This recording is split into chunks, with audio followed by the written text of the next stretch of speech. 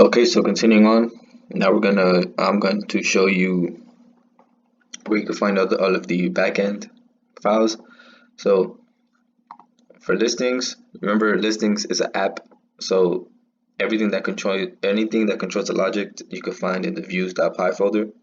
So that goes for pages, that goes for contact. So when you're able to make contact, the views that holds the logic for the contacts, same thing for the listings, and same thing for the pages. That's where you can find the logic. And for the database, which is what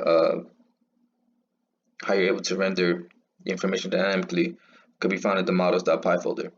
So your listings,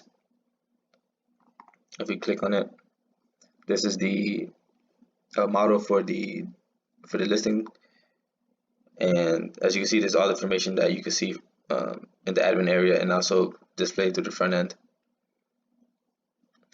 And same thing for contacts, so the contact model, and it's the same thing here.